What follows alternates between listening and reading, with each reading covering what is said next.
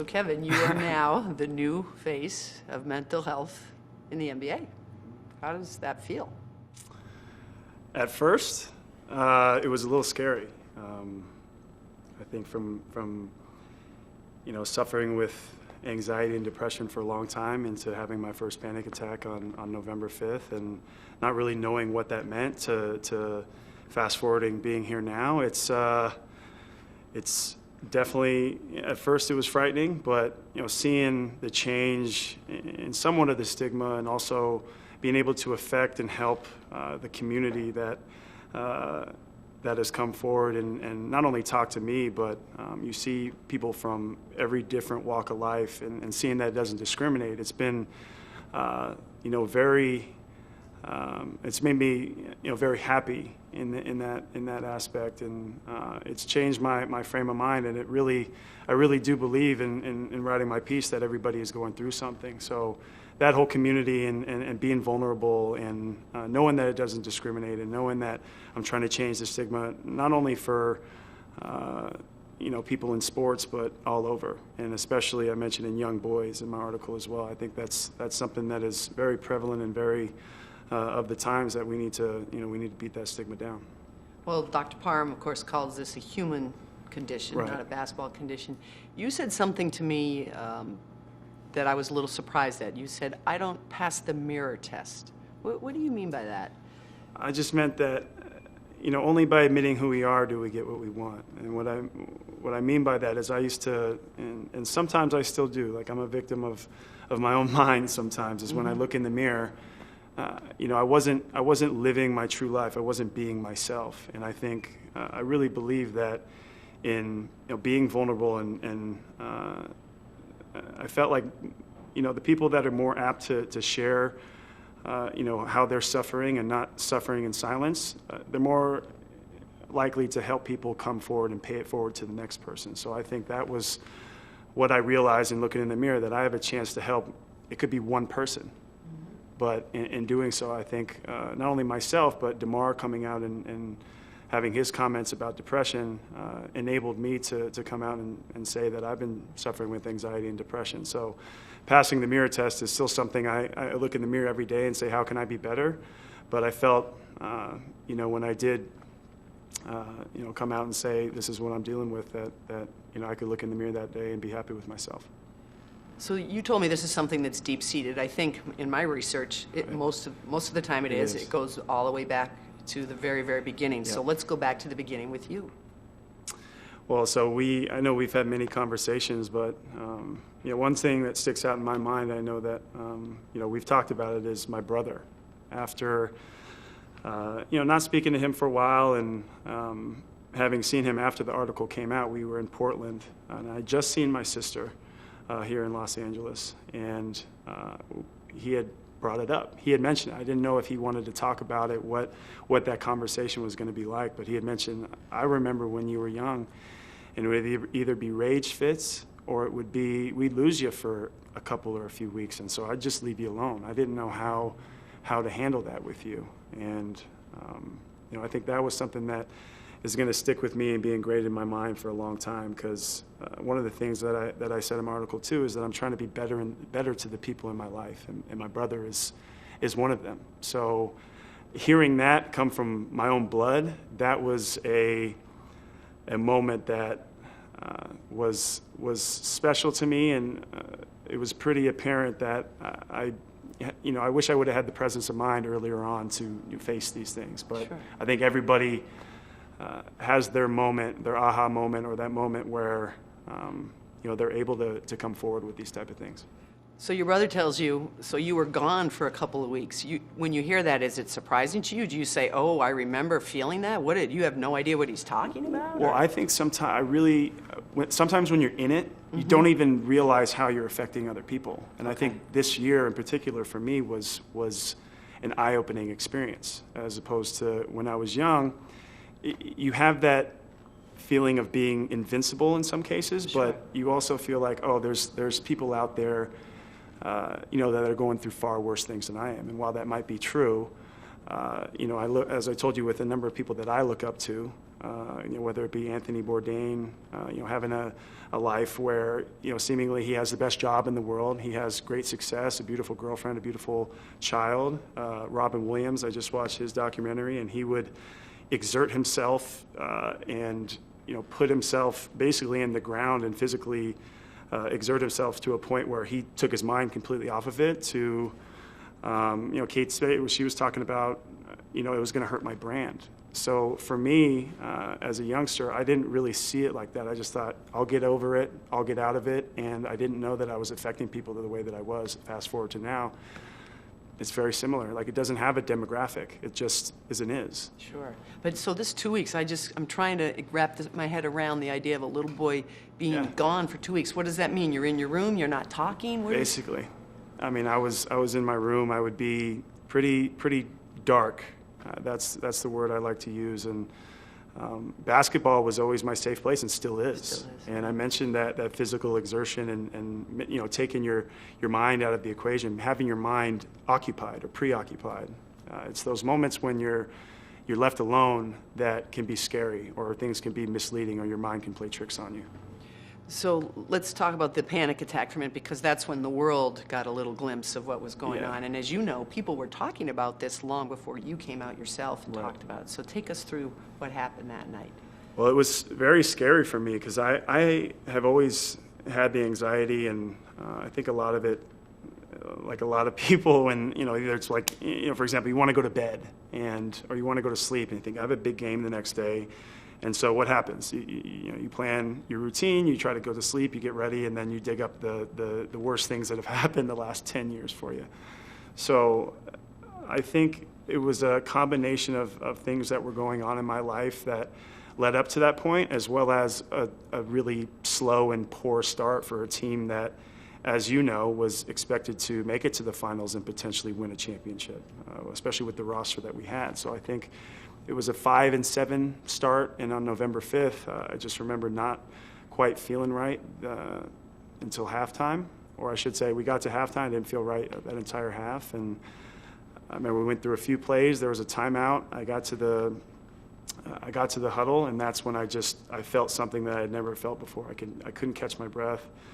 I felt like my mind was completely out, and I couldn't send oxygen to my brain. So Ty Lue had come and said something to me after a timeout where, we had called the timeout, so the timeout was our doing, and the game wasn't going right for us. Ty Lue had said something to me. I told him I'll be right back. I ran in the locker room. I was essentially searching for something that I couldn't find. I didn't know this feeling, and then I just basically ran to our trainer's room, fell on the ground, collapsed, and my heart was jumping out of my stomach or my chest, and I couldn't get air to my lungs, and essentially was trying to clear my throat, sticking my hand down my throat, trying to get myself Seriously? air. Yeah, so it was. You must have been terrified. It was terrifying. I thought I was having a heart attack. I was extremely scared that I really felt like I was going to die in this moment. I'm getting hot thinking about it. But it was a moment that nobody wants to have, but it was very eye-opening. And then going to the hospital after that, everything checked out, and I was basically thinking to myself, well, what happened? What the hell just happened? Right. So you run off the court, and Nobody knows what's going on. Ty doesn't know either. No. So you don't have time to think about them because you think you can't breathe. Yeah. Well, my mind was going 1,000 different places. Right, But sure. all I was thinking was, I have to catch my breath. And Number one important thing. Yeah. Like, I need to catch my breath, and not only to go out there, but this felt like life or death. Wow. So the game ends. So you're lying there in the training room. Does the trainer come in? He comes in, and he's basically, Steve Spiro. He's yelling at me. He goes, he's seeing what's happening, and he's just trying to calm me down. And in a situation like that, he's asking me what I need. What do I need to get air, or what do I need to get out of this moment? How can I help you? So in that respect, I feel like our training staff did a great job. Yeah, they don't know What can they do? Right. They It's don't know hard. what to do. So no one sees you after the game, right? No one sees me after the game. Nobody knows what happened besides the very few people that were there. I get a couple texts from a teammate or two, and then And are they saying, "What's up"? Is that what they're saying? Hey, are you yeah, okay? is everything okay? And that was just their way of checking in because they didn't know. And where I went, it was thankfully it wasn't in front of the masses. That is lucky. Yeah. That is lucky. So as you know, the response to that, and then there was another incident later in Oklahoma City, which I believe you said had nothing to do with the panic attack. No, it didn't. Right? It was like my flu game. I was sick that game. Right. So now your teammates, some of them are concerned, some of them are mad. Yeah. How do you contend with all of that? It was tough because when we had our meeting and, I think the brunt of it was not only taken out on me, there was a lot of layers. We weren't doing well. But one of them was me, and it was a topic of conversation. And, I kind of had looked at a few people that knew and just said, I can't tell you guys what's going on. So I said, listen, I know you guys are upset. I hear you. But there's certain things that I'm going through that I'm working on to be able to help you guys and help myself. So just know that. Respect my space to a point, and I will have an open dialogue and try to be transparent with you guys. But I didn't feel like this was something that I should share to them at that point. And I felt like, it wasn't their call to do it as well. But I think when tensions got a little bit high, Ty Lue had said, "Oh, you mean the panic attack that Kevin had?" And so I thought, okay, something's going to need to happen here where I'm going to have to come out and, kind of speak to what I've been going through as well as that panic attack. I'm just going to take a wild guess that during this time, Channing Frye is talking to you pretty regularly. He is. So Channing is a very close, one of my best friends. We had, because he had similar issues and, Right. and things that, he had been pretty dark through his entire life, but really in the past 12 months before that. And it was, having both of his parents pass within a 1 month period. So we were able to talk at length over a bunch of glasses of wine, but at length about some of the struggles that he had went through and what I had went through as well. Was that helpful? Just, was hey, so someone else helpful. knows what I'm feeling? It was so helpful. I mean, as you know, down the line, and it's everybody knows it, that, I've seen a therapist and I've been seeing a therapist now, but having him as just even from outside of a professional room or standpoint, having him to talk to, especially somebody that's there day to day, I don't know if I would have made it if it weren't for him. So I not only tip my hat to him, but I wrapped my arm around him, thinking that was something that was very special for me to help get through that. So now I'm going to ask you what everyone wants to know. What's LeBron doing during this time? LeBron is, well, I think after the fact, he was very understanding, just because he had no idea what was going on. And I can't say that as a teammate, I wouldn't have done the same thing and been pissed and said, you got to come to work every single day. Because that was Bron's biggest thing with me. He just said, if you play as hard as you can, we're going to get the best out of you, especially you. So I think, leaving a game at the first time out after halftime, and then having a game where Oklahoma City, I just wasn't feeling right. There was moments like that where I think it can be hard because there's so much weight on his shoulders. So, but I think having gone through that, and now that he knows and there is transparency, I think there was a newfound level of respect on that end. He certainly was very vocal on social media about that. I just didn't know privately, does he have private conversations with you as well as these posts that we all see? Well, I remember the first thing he said to me after that came out was that, he shook my hand on the back of the bus. He, kind of let everybody get off, and he said, you really helped a lot of people today. You helped a lot, not only a lot of kids, but you helped a lot of people. So that was a special moment, but, I couldn't go a few minutes without another person in that community I talk about coming forward and saying, hey, this is my experience, and I want to share this with you. So it was a way of seeing a lot of people are being vulnerable, and also, you know, sharing these experiences and having that community and saying we need to beat down this stigma together. So I talked to Adam Silver the other day, and I said, what was it like when he spoke to you? And he said, I wasn't going to ask him to do anything because that wasn't my place. Right. He was stunned at how open you are to doing anything they want. So when you're sitting there with the commissioner of the NBA, by this point, are you just free? I'm an open book. Is that what?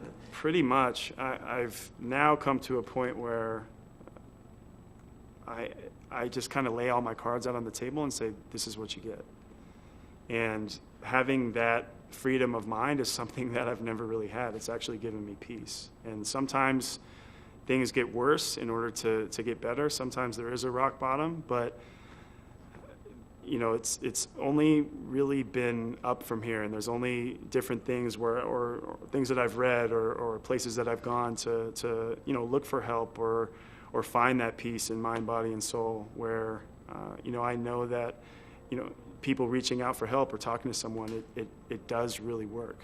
And for so long I put that off, thinking I didn't need it, because that was my playbook when I was young, is to suppress it and you know, be a man. And you know, I think the masculinity thing is a you know, kind of misleading in a lot of ways, because when that's ingrained in your mind in an early age, you feel that way throughout.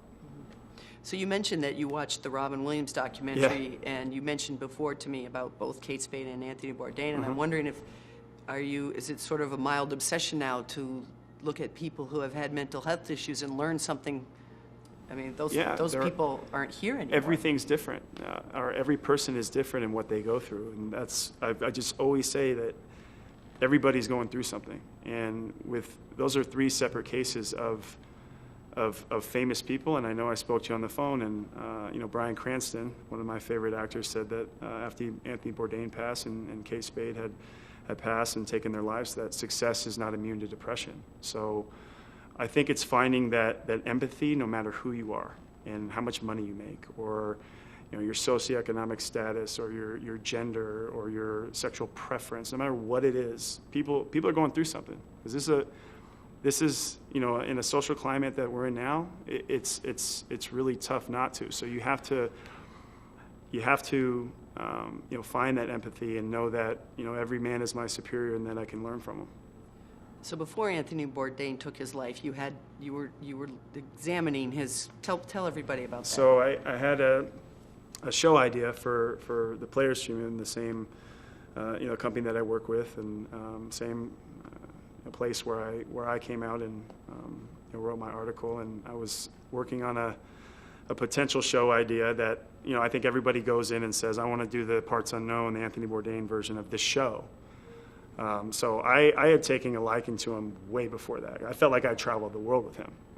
And, you know, I loved how he narrated the show and, you know, what he was about, and he had that edginess to him. So I started watching the first, I watched the first 4.5 seasons and then kind of put it aside when the season started. And I wrote down several notes about each and every show where, you know, there was pinpoints. I pinpointed some things, highlighted some things that, you know, I potentially wanted to put into the show that I wanted to co-create or move forward with. And I remember Game 4 of the NBA Finals, it was the first thing I saw when I looked at my phone. It said Anthony Bourdain, suicide, where he was, you know, who found him, time of day. And it just crushed me. I was thinking to myself, how am I going to go out there and play? This is one of my heroes. I had it in a note in my phone. He was one of 5 people that I wanted to shadow him on his show. And I wanted to go and see Parts Unknown, how it was filmed. And he was one of the guys I even just wanted to have a conversation with, because he was one of my heroes. And the day before I packed up for Cleveland, or the morning I was leaving, you know, I remember the last thing that I grabbed. I'm very visual. I write everything down. So I was looking at my planner and going through stuff, and a couple yellow legal pad papers had fallen out, and it just said Anthony B. at the top, and it was all my notes from the show. And that just broke my heart. I still watch his show, post it on my social,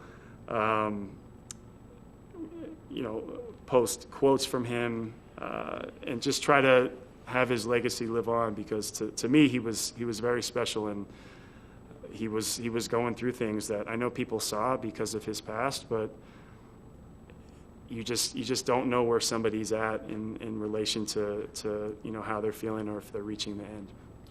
You told me that your girlfriend Kate was one of the people that finally said to you, Yeah. "I'm worried about you. You need to do something." When did that happen? Was it after the panic attack? Before that? Well, I think it was definitely before that, because we had been together a while, and I think it was a lot of the very close people around me too that had said to me, "Hey, we need to take care of this. You need to, you take care of your physical so well. You train, you eat well, you chase the game as much as you can, and keep the main thing. But right now, the main thing should be your mind, because that darkness that you had as a young kid and have had throughout your career is starting to surface more than we've seen." So I think that was not only something that Kate had said, but a number of people, a very few close people had said to me. So you had always said that basketball was your sanctuary, but eventually, if you don't take care of these things, it spills over into your entire life. Yeah, I think you saw that. But I know that after my panic attack, that I was playing. I mean, I had an all-star season and I was playing well, but there was that time, I think really Christmas on until all-star break. That was I had broken my hand shortly before, but there was a time where it was just bad basketball. And if my sanctuary and my happy place, if everything's going wrong, on top of what's going on off the court, those quiet moments alone are scary. And I also believe that breaking my hand, not being able to play in the All-Star game, not being able to help the team was tough too, because then the game was taken away from me. I couldn't even go out there. Forget playing bad, I couldn't even play. So I think that was very tough as well. So we sat behind the curtain at All-Star. Yeah. We got really, really close, and then something made you stop from just, what made you stop? Well, as you know, I was very, very open with you about just about everything. But I think you could see my eyes started to divert when we got really close. And I just wasn't ready at the time. But we mentioned All-Star break. It's funny because this is a couple weeks or a few weeks after we had that team meeting. And, Ty had kind of got the balls rolling on, wow, other people know. I don't want this to be news where somebody else is breaking it. And when I get to, and this is post-DeMar, all of that. And so when I got to All-Star, I turn on the TV, and as I mentioned to you, the first thing that I see is Parkland, Florida. And I'm thinking, this kid is, 18, 19 years old? This is a young man. Think about what he was going through to get him to this point. This kid was not right between the ears. So I saw that. I had sat down with you. We had mentioned, we had talked about a lot of intimate details and knew that there was, some rumblings about what was going on around All-Star. So, I thought to myself, I want to share the story on my own terms. And and I guess thankfully I was out at the time, so I was able to focus on that. And it was not easy going through all that and reliving a lot of moments. Not only from my childhood to help me get in the right frame of mind to write this piece, but being vulnerable and trying to help younger men. I remember talking to my agent, and he said, "Are you sure you want to do this? Because a lot of people are going to talk about it." I said, Jeff Schwartzman. I said, "I don't know if anybody will, but just understand, I'm trying to help people." He goes, "I get it. If you help one person, if you help one kid, it could be absolutely life-changing and groundbreaking for that kid." So that's what I was looking for, and I'm thankful it had such a profound impact on this community as a whole. It was a really big deal. It was a big deal, and I never thought that would happen. I just did it because it was freeing for me, but I knew that I would help that one person. So how irritating was it? I was irritated by it. That at All-Star cocktail parties, your personal mental health was a very popular topic. It was, and that was, it's interesting when you have a injury so to speak, and you have a knee injury or my hand or it's an ankle sprain, it's a lot different when you can't see it and somebody doesn't know what's going on outside the lines, or especially either a teammate or a former colleague or somebody that you work with on a day-to-day basis, has no idea your background, or quite frankly doesn't care to, or doesn't give you a chance. That to me is what was tough about people talking at All-Star, because I really believe, I always said, give me a chance. I really believe that if you ever just took the time to have a conversation with me or somebody that is going through something or not, that's how you should make up your mind, or that's how you should judge someone is by their character and not by, in some ways, their reputation. I mean, the late John Wooden say, be concerned more with your character than your reputation, because your character is who you really are and your reputation is merely what others think you are. Correct. So when you did come out, there are players that are coming forward for the series we're doing, and they all mention you and DeMar. It has had a great effect. But I think what you said about one kid, isn't that really where mental wellness has to start, is when you're younger?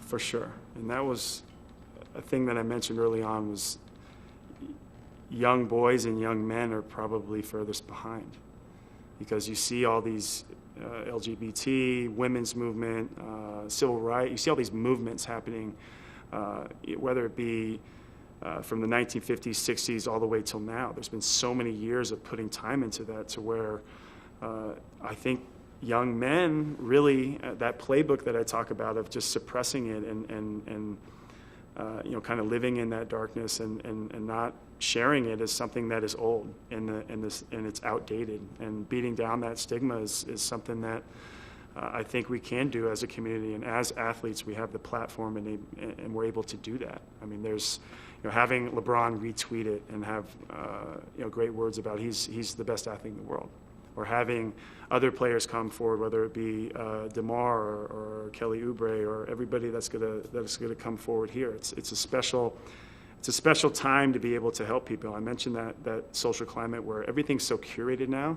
Being able to be raw and just be yourself, that's what I talk about in passing the mirror test.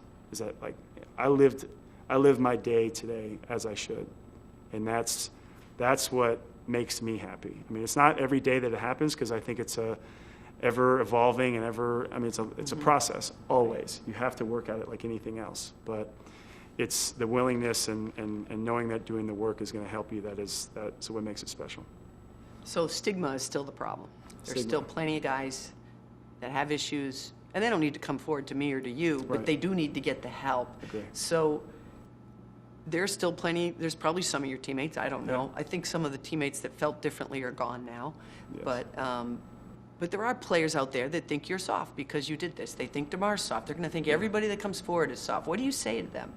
I mean, you think DeMar DeRozan's soft? I mean, I it's don't. Like, I know, and there's people that are going to say that regardless. Anytime you miss time, like I broke my hand and people say you're soft. Like, it's such a tired statement. Like, I've put my time in this league. Guys put their time in this league. To be in the NBA, you're not soft. And to come forward with this, it's, like I said, that's tired, it's outdated, and it actually, in the end, is probably, for me, it was the best thing I did, and it's only going to help you moving forward. It's going to make you a more evolved human being, and it doesn't just mean basketball players or anywhere in sports. This is an everyone and every human thing. So I think the Cleveland Cavaliers are interesting because Ty Lue, as you know, had to take, Yeah. he had some mental health issues that he sort of talked about, but not completely, and again, nor should he have to. Right. But what about the support from your team? They just signed you to an extension, so they're clearly not that concerned about this, right? No, and that was something that, I mean, we mentioned Kate Spade even earlier too. She had said that I felt like this would hurt my brand, and I thought to myself, wow, that's wild. And we had talked about that at length as well, is that guys didn't want to come forward. This is also, guys didn't want to come forward because they were on a contract year, or they have to be able to support their family, so they can't come out and say this because who's going to take a chance on them? But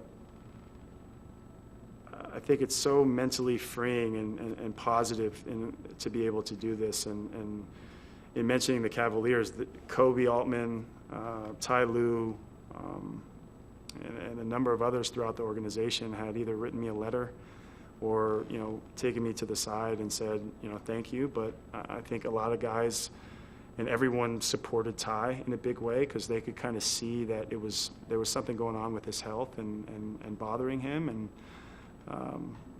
I think that only added to the community of coaches now that are going to come forward and say, listen, I'm dealing with this, and to get the best out of me, I'm going to need a little bit of help. And whether it's them coming out and say it or not, them getting this stuff done on the side is only going to help them. But the Cleveland Cavaliers organization has been great for me and great to me through this entire process. And that's exactly what it is, a process. And when I signed my deal, that was one of the topics of conversation through the Cleveland and national media. They had asked me afterwards, how has this been going through, and how has the team reacted to it? And I can say nothing but good things about Cleveland. Are you a better basketball player now?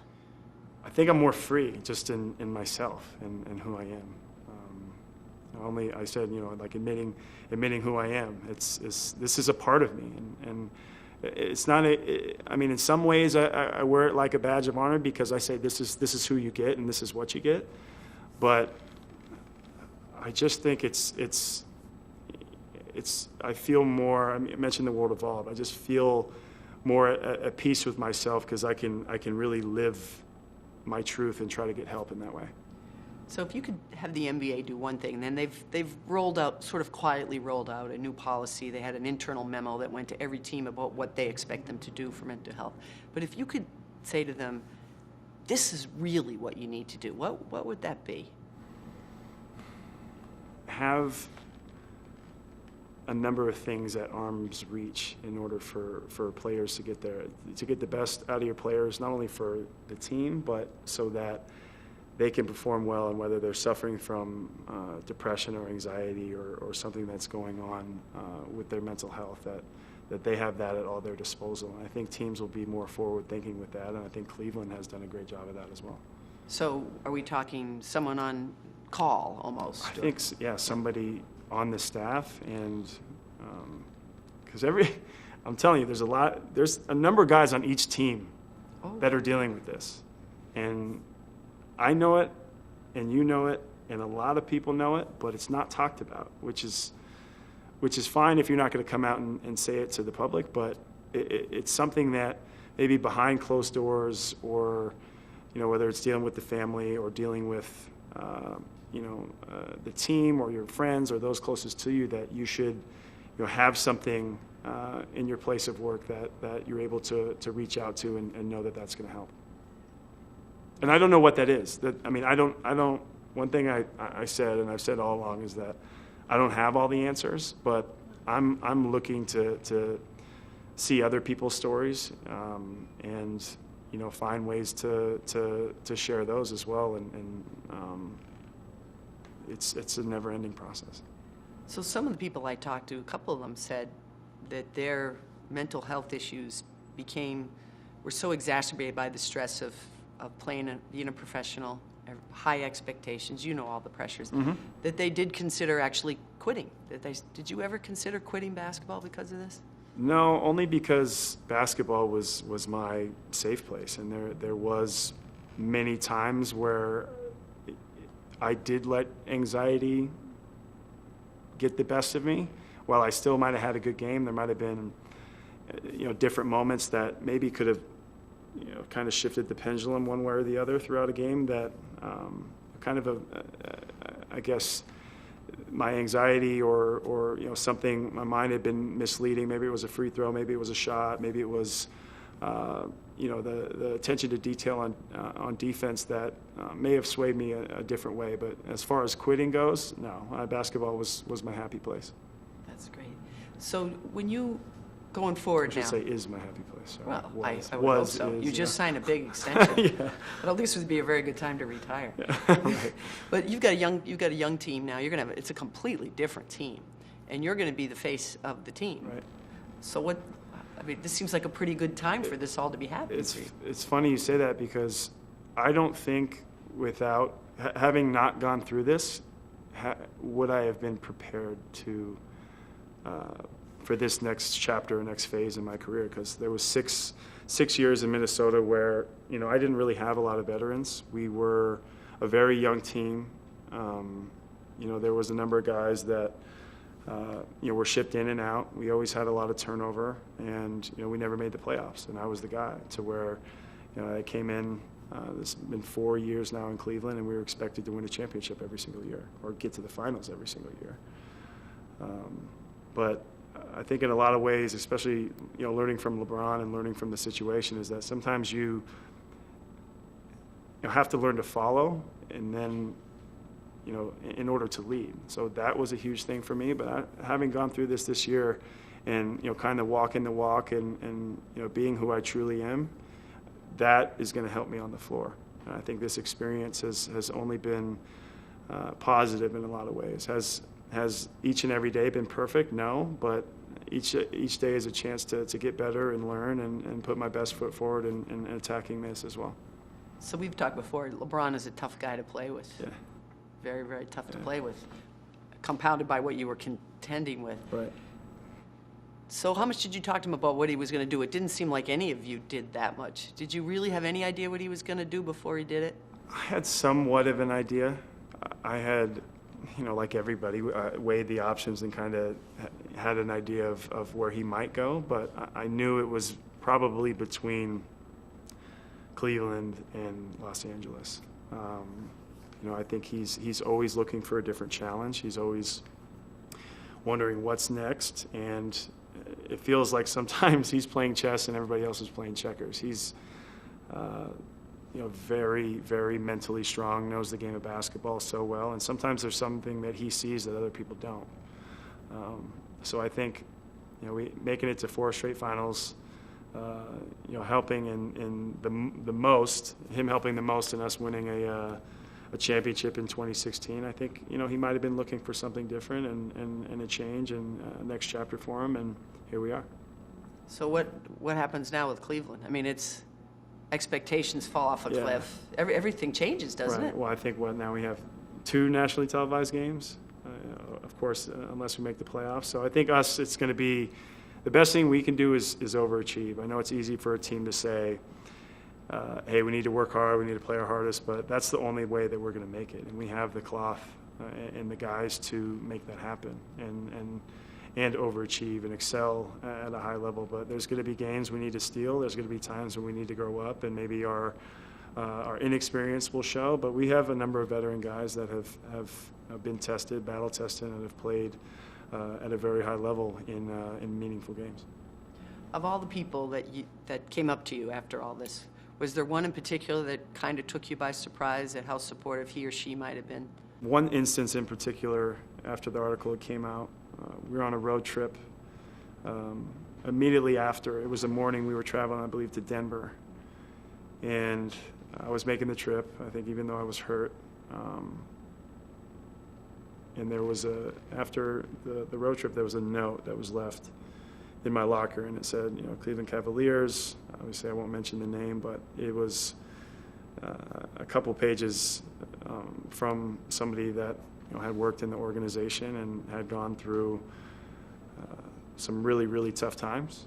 And that was something that, you know, I went home, I read a couple times and had kept.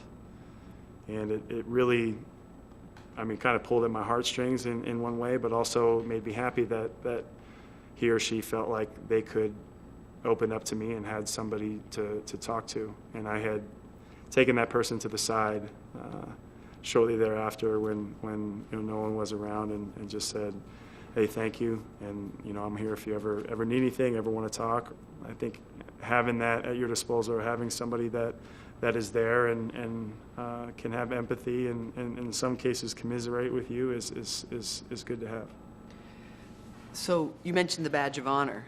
You kind of are this guy now, right? So when you go to USA Basketball, is Greg Popovich saying, good for you, Kevin? I mean, is that how your life goes these days? Yeah, in a lot of ways. I mean, it's something that people are pretty upfront about and not only thank me for, but ask me, you know, what's next. And I think there's plenty more to come. For me, I feel like it's going to be life work. not only for me working on myself, but trying to help others and starting a foundation and making sure that it's all about the right things, and that's helping people. And you're going to start with kids, schools? I would hope so. That was, and it's tough not to think about where I grew up and also where I've played as well. So if you could go back, which is hard to do, we all want to go back, don't we? We all do, yeah. But if you could go back, at what point of your life would you want to say, hey, I need some help?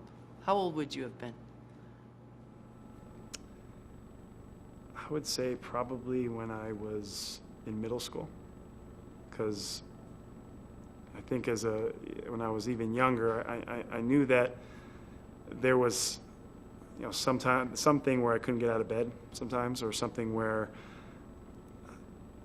outside of basketball, I didn't quite feel right, or I would get so worked up that I would either act out or be pretty brash or mean to people, or just not want to be around anybody, not even my family. So I think it was probably when I was 13 or 14 years old where I thought, well, I could really use not only a counselor, but just somebody that would wrap their arm around me and say, you got this, like, we're going to get through this. But you weren't thinking that at 13, were you? No, I Not thought in a I was million years. invincible. I thought, this will pass. Like, what do I have to worry about? There's so many people, going through things. Why do I have to worry about, my mental health? But at the time, I didn't even know these things. I didn't know that there was a stigma. I didn't know that, there was things like this going on. I felt suppress it, suffer in silence, be a man, because I was always just the top dog and, the outlier basketball player. You were the best player everywhere you went, right? Pretty much. So you say you have history in your family. Almost everyone that I've interviewed has a family history of depression. Mm-hmm. It gets carried down from generation to generation. Mm-hmm. How do we contend with that? In a lot of ways, I feel like while it is in others' families and mine as well, it's tough not to think that fast forward to now, and then if you backtrack, that in some of these cases it's generational. I mean, there's so many movements and stigmas being beaten down. Listen, the world is in our country is pretty divided, but there are some silver linings and also bright spots where people helping and people coming forward, not only like myself, but a lot of the guys that'll come forward in this story and elsewhere. That's where we need to be. My father's and my grandfather's generation, they were really taught to suppress it, and I think in like PTSD type situations, going to war, whether be Vietnam, for instance, or World War II, they come back and they say, we just don't talk about it. We never bring up the war. We never bring up what we went through. And I think while that is okay, there's some things that you should look to work on, even if you are suppressing it in order to live your life. I had mentioned earlier that everything now on social is so curated, and these. I really believe that it transcends any age. But when you're young and you're looking at people that you think you have to be this, and you have to be perfect, and everything is broken down in such a way that your mind is conditioned to think, I have to be that. It's hurtful and harmful. I mean, even at 29, I have towed the line and had one foot in the water thinking, I don't really want to share who I am or be myself, because what will people think? And that itself gives me anxiety. So I understand what young kids are going through and how they've been conditioned and that social climate that we live in. And I know I keep mentioning that, but it's so apparent and so true, and you see that in kids. So I've actually tried to be better in sharing my not deepest and darkest secrets, but just kind of who I am. And this is what you get, and you shouldn't be afraid of being who you are and being open about this type of stuff. It's you only get one go around. You only get one try at this. So you don't have to be perfect. It doesn't have to be what you see on social media. You should just show who you are in the best way you can. If you were at rookie transition camp, would you tell all the rookies, don't read social media, don't look at it? If you're, I would if you're say- Trae Young, I mean, Trae Young is, I would say he's already a bust. He hasn't had one game yet. Yeah, I mean, people called Steph Curry a bust. Come on. Right. Like, I'm sorry, they said he's too small or he's never going to have success, and he's the guy that posts that all the time. I think he's an inspiration. He's super inspiring because look at him now. He's one of the best players of all time, Right. and is going to go down as he's going to keep working his way up and through it. So I think that in itself is a great success story, and it's tough to not look at situations like that and find inspiration when you're young and to help you through it.